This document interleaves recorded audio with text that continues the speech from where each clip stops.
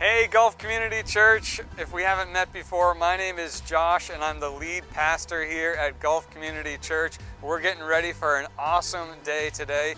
We're making a big announcement today that we have recently hired a new family ministry director named Kylie Plaxico. You may know Kylie, she's been around for a while as a volunteer, and after a long process of searching and deliberating and discerning God's plans for our future, we have hired Kylie and she'll be starting in just a couple of weeks. We're so excited because we believe that God has equipped and called Gulf Community Church to reach Naples with the truth of Jesus.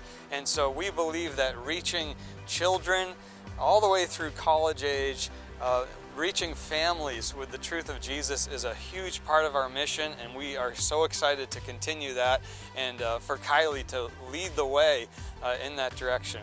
Well, that said, we're getting ready for an awesome day today, and we'll be covering week 2, part 2 of our 3-part series, A Better Question with Andy Stanley. And as you may know, we at Gulf Community Church sometimes do our teaching live in person where I'm speaking, and sometimes we consume that content via video since we're part of a church network called Irresistible Church Network, which produces some amazing content.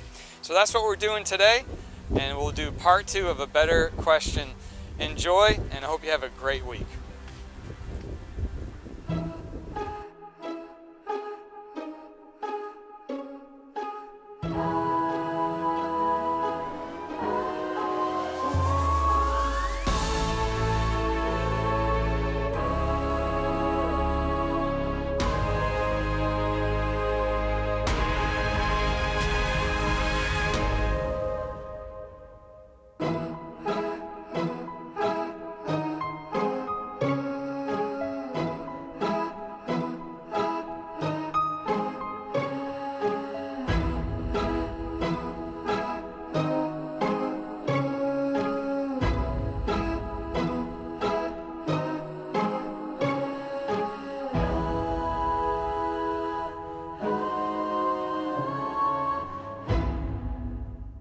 I may have told you this before about me, but I'm not much of a goal setter.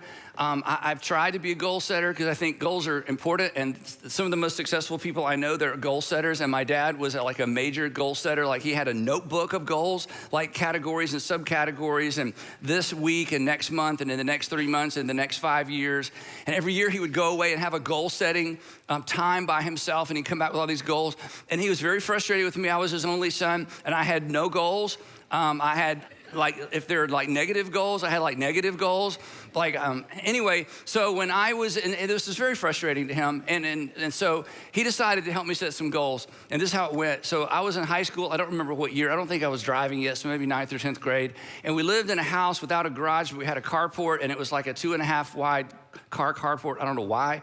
And so my dad put a wall down the middle and made himself an office. It didn't have heating or air, but it was just a desk with some shelves, so we could park one car in the carport. So there was a door that led to the carport, and then you went in the door to the house. Get the picture. So he takes me out to his homemade office, and he says, "Andy, I want you to set some goals." And he sat me down at his desk, and he gave me a yellow legal pad. I'm like, I don't know, that's a lot of goals. So a yellow legal pad and a pen. He said, "I want you to sit here and just pray and ask God to show you some goals for your life. And I'm gonna be inside, and I'll come back later and check on you." And I think I was there like a couple of days. I think I was in there all by myself. Obviously not. And so I remember I just sat and I prayed. I'm like, I don't have any goals. And I was afraid to set a goal because I'm like, what if it's the wrong goal? You know, and anyway. So I hear the house door open, and you know, an hour or a day later, whatever it was, which means he's about to walk. And I looked at my paper, and literally I'd drawn some tanks and some airplanes that were shooting at the tanks. And I drew a goat. I don't know why I drew a goat, and I'm not even an artist, okay? And I knew he was about to open the door, so I bowed my head like I was praying, "God, show me your goals for my life, because I don't have any goals. Have some tanks and airplanes." Anyway, so the thing is, goals are good for other people, and you should have goals for your life. I'm so fortunate, I'm surrounded by people with goals. I just try to help them accomplish their goals, and I get a lot of credit for that. So you should have goals for you. But I do, before I jump into the message, I do want to give you a quick relationship tip as it relates to goals, because this is the beginning of the year, so some of you are still working on goals. So here's a relationship tip, okay? Never set goals for other people. All the married people are laughing because you've tried this, right? You never set goals for other people. Honey, this year my goal for you is, you try that and next year you're gonna have one less honey to set goals for, okay? So the moral of that story is you mind your own goal business, okay? So mind your own goals, set goals for you. If you wanna have goals, they're good for people. And as you're setting goals, whether they're on a little sticky note or you got a notebook with categories, add a line or two that's not about you, lest you become consumed with you. So today, if you were here last time, we're in part 2 of our series, A Better Question, because it's the beginning of a year, and this is the season that's kind of about us thinking about ourselves and evaluating ourselves. It's really like the season of self-improvement or a renewed commitment to self-improvement, where we're painfully aware of where we are and where we aren't, where we thought we would be by this point in our lives or maybe by this point in our year. We're consumed with the things that we need to start and stop, the things we need to do more of and less of, the food we need to eat more of and less of. So it's super easy, of course, to get focused on and remain focused on this question: what should I do about me? How can I make myself better? How can I make myself slimmer and stronger and healthier and wealthier? And I think we should all address all of those things. So this isn't an instead of. I think if you're trying to finish a degree, finish that degree. If you want to get out of debt, you should get out of debt. If you want to break a bad habit, break that habit. If you've been trying to break up with him, just break up with him. Like right after the service, just do it. Or if you're trying to break up with her, quit talking about it and asking your friends to pray about it. They're not praying about it anyway. They're just rolling their eyes. Just make the decision and move on with your life, okay? And somebody out there somewhere is going to thank me for telling you that. So I'm all about that. But last time I suggested an additional question, and I do think it's a better question. And if you'll take this better question seriously, it will actually help you with the what should I do about me decisions and the what should I do about me resolutions that you have. It really will. It will get you in a position to actually, doing those things are going to get you in a position to be able to follow through on your answer to our better question. And the better question is, what breaks your heart? What breaks your heart? You're like me, you're bothered by a lot of things. You're irritated by a lot of things. You're offended by some things locally or in our culture or nationally or maybe internationally. But the question is that we're asking, is there one thing that bothers you more than all the other things? Is there one thing that irritates you a little bit more than all the other things? In fact, it's more than sad, if you're honest, when you think about it for very long, it makes you mad. You're like, this should not be in the world. We should not have this in our community. This should not be an issue for these people. People shouldn't be treated that way. And is there anything that kind of goes from from sad to mad, to the point where you almost wish you didn't know about it? You wish you hadn't read about it.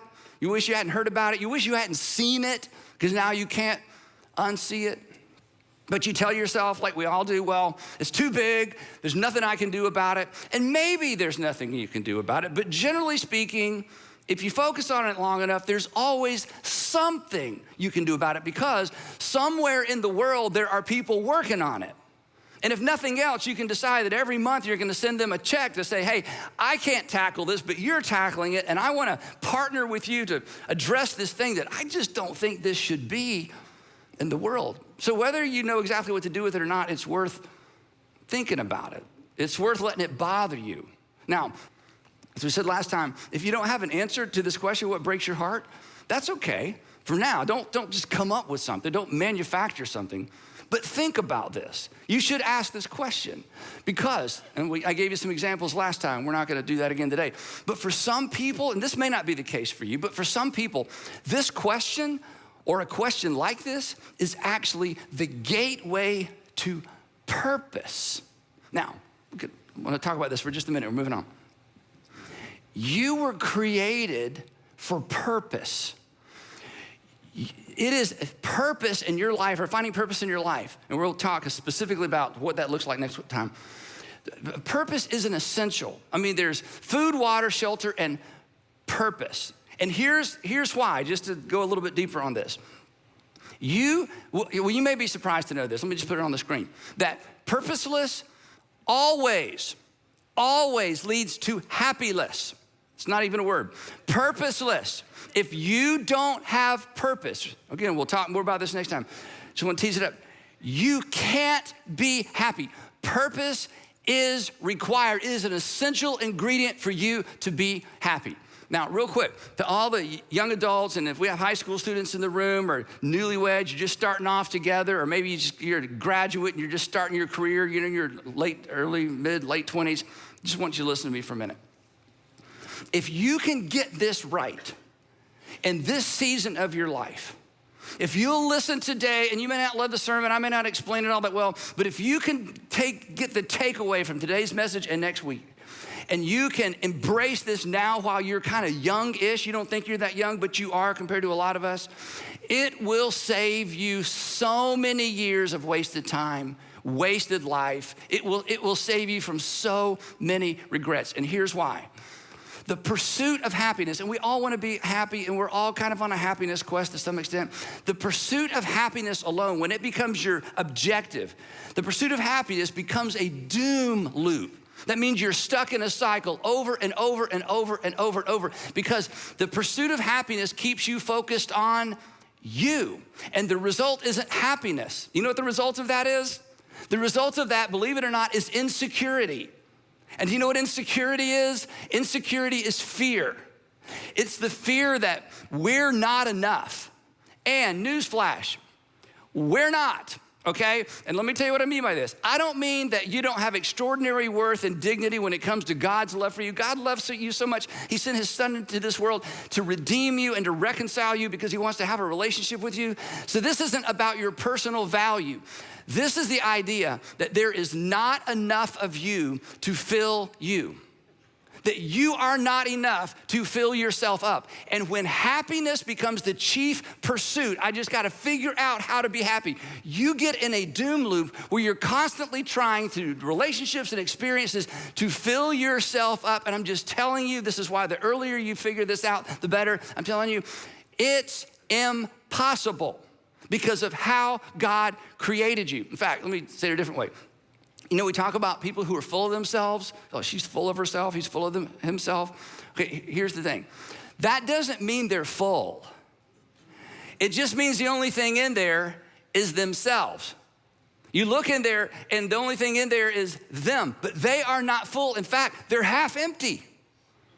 There's lots of room. But that room wasn't created for them to fill. That room was created for something more. And according to Jesus, we're about to unpack one of the most important things he ever taught and one of the most complex things he ever taught. So we're gonna crawl through it word by word in just a minute, but just kind of giving you the big picture. According to Jesus, being consumed with you will ultimately consume you. Being consumed, this is why if you're in your 20s and you can figure this out, I'm telling you, you're gonna be so far ahead of the rest of us. Being consumed with you will ultimately consume you. Here's what he's gonna sort of tease out for us in just a minute. When I am on the doom loop happiness quest, it's all about me, all about me, all about me, over time, that eats away at me from the inside out. You will use yourself up trying to fill yourself up. And in the process, you may fill up a house or two, you may fill up a garage or two. You may fill a bed or two. But you'll never fill you. This may be the ultimate paradox. You all know what a paradox is. A paradox is two doxes, okay? There's a unidox, and just kidding, okay, no. A paradox, just want to make sure you're paying attention. A paradox is a seemingly absurd or contradictory statement that when considered carefully, turns out to be true. A paradox is something you hear and you're like, wait a minute, that doesn't even make sense. And then you kind of investigate it and spend some time with it and you're like, oh my goodness, that makes total sense. A paradox is not intuitive. It's easy to dismiss. And if you dismiss the paradox that Jesus is about to lay out for us, you miss out. Because according to Jesus, again, I'm kind of giving you the headline before we look at the details. According to Jesus, filling is achieved through emptying. Like, that doesn't make sense, hang on. Gaining is achieved through giving. It's like, wait, that doesn't, just hang on. Winning is achieved through losing. And this is so countercultural, for sure. It's so, quote, un-American to some extent, right? And it's certainly counterintuitive. So no wonder, this is why no wonder we push back on actually following Jesus. This is why, this is not the only reason, this is one reason why so many Christians are content to just believe things. I'm just gonna believe it. I'm a Christian, here's what I believe. Yeah, but look at how you're treating her and how you're treating him. Look how you're spending your time. Look how you're spending your money. Yeah, but I believe. Again, follow Jesus through the Gospels. You don't find that. So no wonder so many Christians are so insecure and so unhappy. And again, follow Jesus through the Gospels and you begin to understand what he teaches. And then you live a few years. Then you get toward the end of your life and you look back and you're like, oh my goodness, that made perfect sense.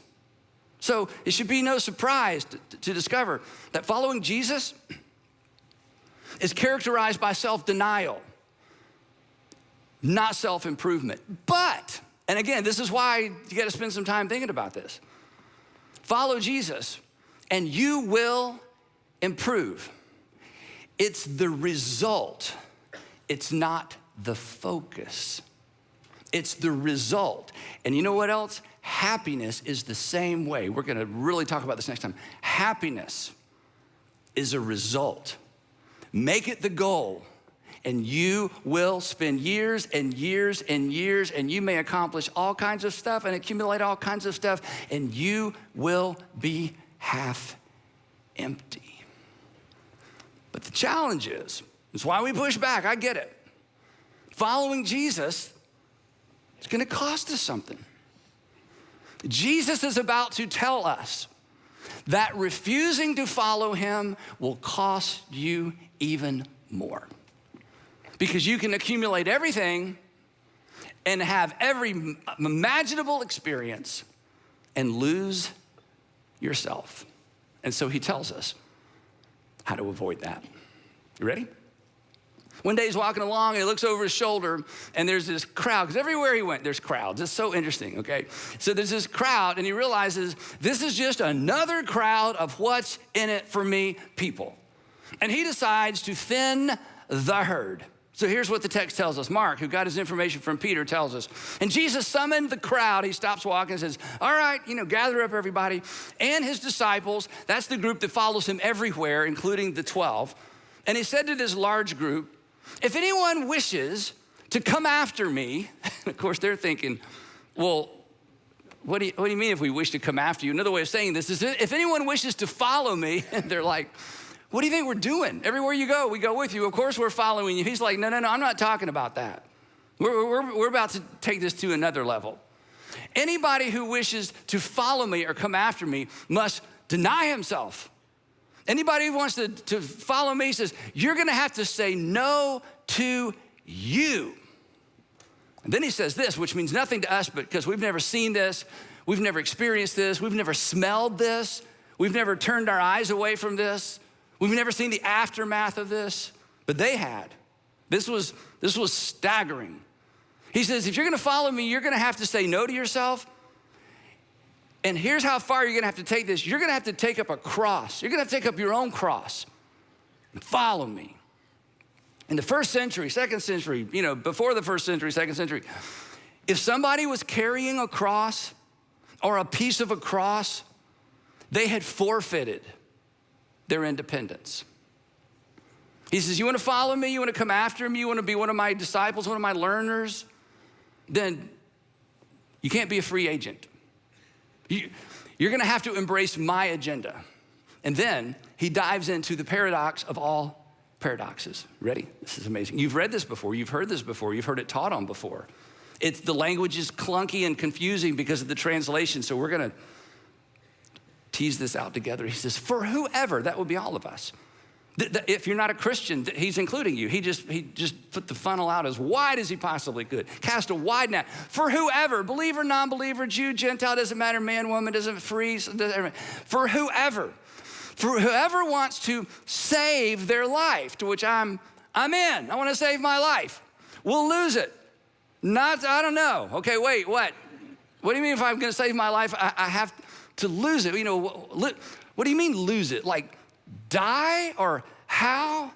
And this is so interesting. This little Greek words, apolumi, it's used all over the English and the Greek New Testament, and it's translated different ways even in our English New Testament, depending on the context. What it means is to lose out, to ruin, to destroy. Here's what he's saying. Whoever wants to save their life will ruin it. Whoever wants to save their life, he's gonna define save in just a minute. Whoever wants to save their life is gonna ruin it. This is cause and effect. This is sowing and reaping. The whoever that's trying to save their life, they lose their life or they ruin their life, not because something happens to them. He says, no, that's not what I'm talking about. In seeking to save their life, cling to their life, they actually ruin it themselves. That in their attempt to hang on to all of their life, everything that represents life to them, in their effort to cling and hang on to everything that represents life to them, it slips away through their fingers. But come on, Jesus, you gotta be more specific. Help us out. What exactly slips through our fingers? What exactly is lost? What is whosoever? What is whosoever trying to save? It's not physical life. He makes that clear. This isn't about dying. It's something else. What's he getting at? Well, he's about to tell us. But even if he didn't tell us, you have seen this played out in someone's life. You've seen this played out and maybe in the life of somebody you love and care about. You may be currently watching this very dynamic that he's talking about playing out in front of you in the life of somebody that is a friend or a neighbor or a coworker, or maybe one of your kids, or maybe an ex-husband or wife, or maybe your husband or wife. But here's the real kicker. This may be playing out in your life and you don't know it. And what is this that we see sometimes playing out in the lives of other people that Jesus is unpacking for us? Simply this, that those, you've seen this, those who devote themselves to themselves eventually lose themselves. Those who devote them, it's all about them. Even if they have a lot or have a little or have nothing or have everything, the person who is all about them, he says over time in their attempt to devote themselves to themselves, it's all about me. Over time, they lose themselves. In the end, they only have themselves to show for themselves and some stuff that people line up to divide up. And Jesus is trying to save you from that. And Jesus is trying to save me from that. And those of you with influence and authority over other people, either at work or at home, Jesus wants you to save those people from that. His point, again, there's more to come, is that I am not enough for me to live for. That I am not enough for me to live for, and you are not enough for you to live for either. Because if you attempt to live for yourself, you will always be half empty. And you will never be happy. And you will always assume it's somebody else's fault. And so you will be tempted to go from somebody to somebody to somebody to somebody. And by the time you figure it out that the common denominator in all those relationships was you will have wasted your time and your life. But worse, you will have wasted an opportunity for purpose. If I devote myself exclusively to myself, I will lose myself. On the inside, I will shrink. I will atrophy. I will get smaller.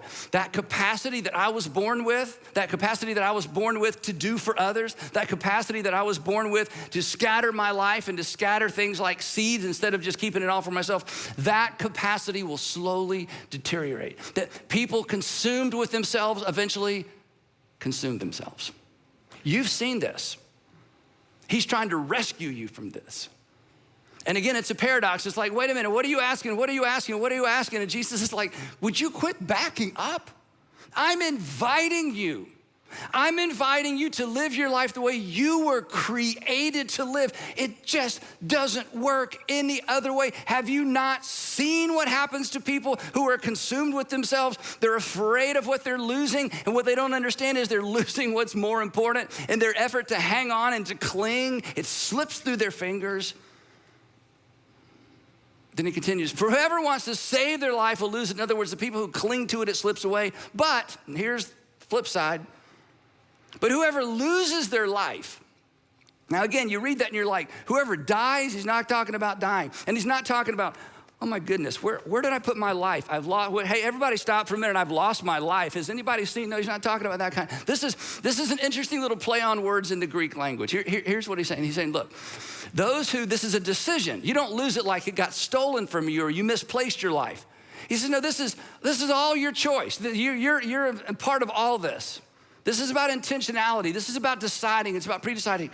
Those who choose to give a portion of their lives to something that's not them or for them, people who choose proactively to make sure that not everything that's about me and comes to me is for me, the person who chooses to distribute their life, again, the person who treats their capacity, their talent, their resources like seed that they just scatter, he says, that's what it looks like to lose your life.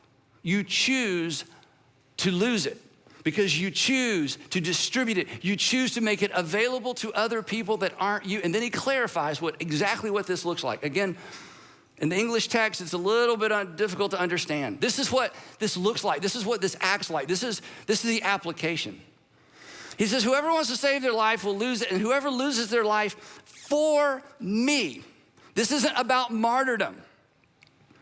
Again, and this was not an invitation to do something for Jesus. Very important. Remember, this entire discussion began with a group of people who were in it for themselves, and Jesus is like, I'm gonna thin the herd. And so the question was, do you want to follow me? Do you wanna be one of my disciples? Do you wanna really be a part of what I'm doing? Yes, we do. So this is about becoming like Jesus. This is about embracing the way of Jesus. So when he says, whoever loses their life for me, he means that whoever decides to live their life the way I have instructed you to live your life. The person, anybody who chooses my agenda, they're choosing it, and in choosing it, they are going to give themselves away in some capacity, just like I came to give my life away in some capacity. He's saying to lose your life is to choose to follow me and to live as I've instructed you to live. I didn't come to be served, but to serve and to give my life a ransom for many. You have to look for ways not to be served, but to serve others and to give your life away. He says, I'm all about the one another's, right? And you're to be all about the one another's. In fact, this is what the Apostle Paul does in his letters. He takes the teaching of Jesus, this core teaching of Jesus, that we're to love as we've been loved, and he teases it out into all these relationships. So the Apostle Paul says, here's what it looks like. You forgive one another, you accept one another, you care for one another, you encourage one another, you submit to one another, you serve one another. Jesus is like, yeah, that's what I'm talking about. If you choose to lose your life for me the way I lost my life for the people around me, didn't lose it like I can't find it, didn't lose it like I died, lost it because I chose to give it away. It's the story of the Good Samaritan. It's his instructions to go the second mile. He says, the person who will give their life away the way I gave my life away for me and for the good news, or in your English text, it says the gospel. And this is important as well. He says, I want you to live your life in such a way that you are scattering the seed of your life, that you're looking for opportunities to do for other people. And then when it happens, I want you to make sure that you connect the dots between why you're doing what you're doing, why you're living the way you're living, and your appreciation for and your love for your Father in heaven. That's the good news. Jesus said it this way in the Sermon on the Mount. Let your life, or your light, let your light, the light of your life, let your light shine in such a way that people see your faith, that people see your good deeds and glorify your Father in heaven. He says, I want you to live your life in such a way that people are like, wow, wait, really? Thank you, I don't deserve. Really, thank you. Why are you doing this?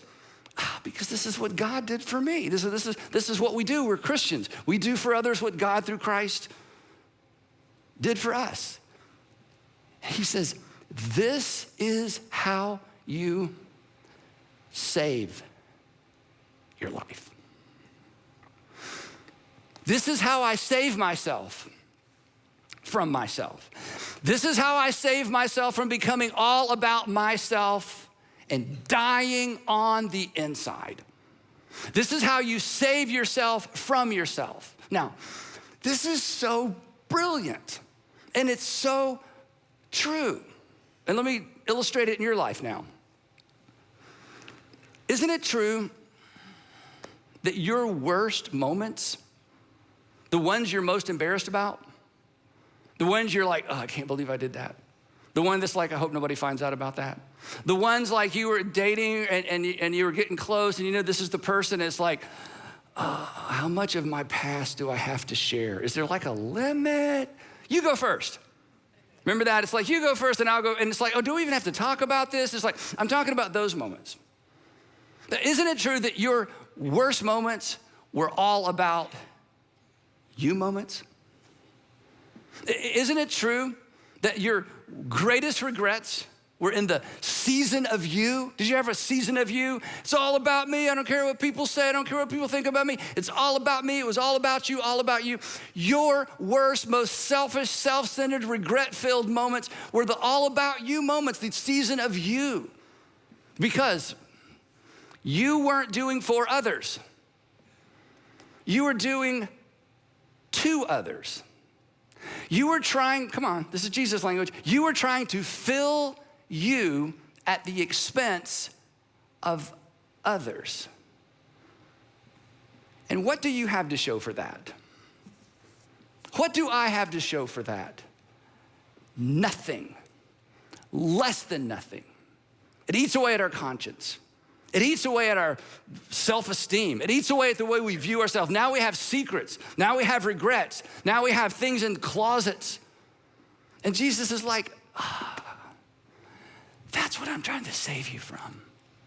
If you don't follow me in my ways, you will eat away at yourself and you will lose yourself even if you have everything. And the flip side is true as well. Isn't it true?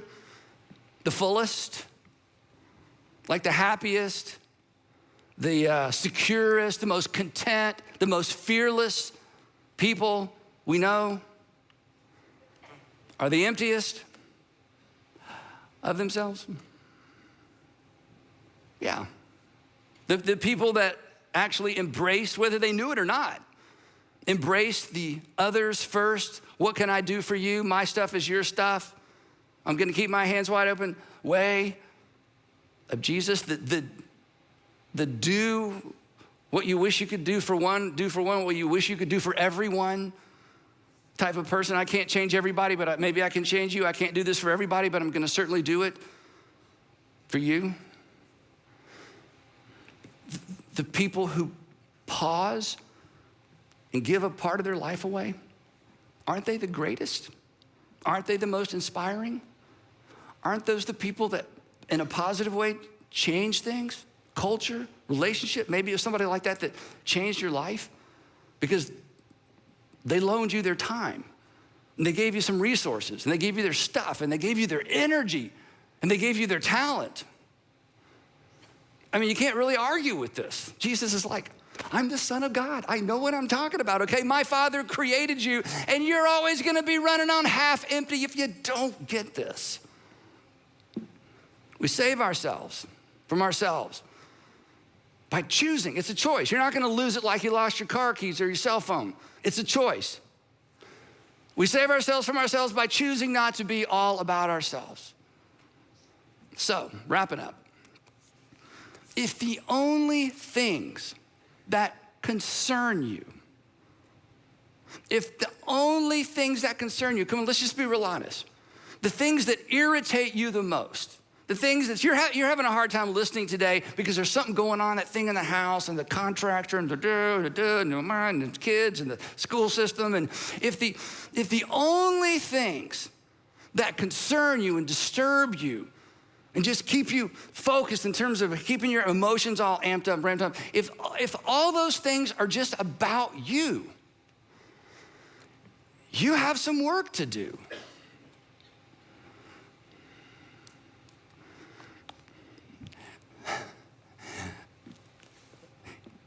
You may be on the path that Jesus is trying to wave you off of.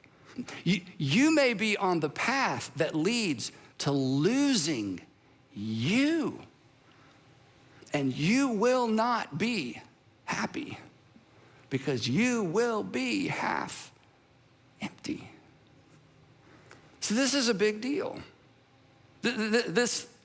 What breaks your heart? This is an important question. Because it forces me to look in the mirror and say, Andy, are the only things that really break your heart things that have to do with you? You got work to do. And if there's something outside of me that breaks my heart, I need to pay attention to that. This is my invitation, as I said up front. This is your invitation to purpose. Even if it's not the ultimate thing, even if it's not some global cultural thing, even if it's a small thing, the moment you step out of your comfort zone to do something that might positively impact even the smallest thing or a family or individual, then you're on the right track. You've begun to fill yourself with that, in that extra capacity you have, with the thing that your Heavenly Father invites you to fill yourself with, the others firstness of your Savior and your God. So does anything break your heart? If not, why not? Think about it. And last thing, if you're not a Christian, or you used to be, you're not a church person, here's something that you may be thinking about. You may be thinking this, well, finally, well, I never thought I would actually hear a pastor say this because I'm not one of you, but I thought that's how all of you were supposed to be. You may be thinking, hey, Andy, I'm no Bible scholar. I haven't even read the whole Bible, but I know enough about Jesus that what you just said, that's how I picture Jesus. And that's kind of what I expected from the people who say they are Jesus people. And that's not what I've experienced. So I'm glad you're saying that, but do you really have to tell the Christians to try to act like Christ? Yes. And you're not wrong. And we certainly don't always get it right. But here's something for you to think about while we're thinking about what we're thinking about. We don't always get it right, but Jesus did. He's like the return carriage on the old-fashioned typewriters, like up, start over. He's the through line, he's the center line. The Sermon on the Mount, the teaching of Jesus, this is what brings us back to where we are today. So you're not wrong.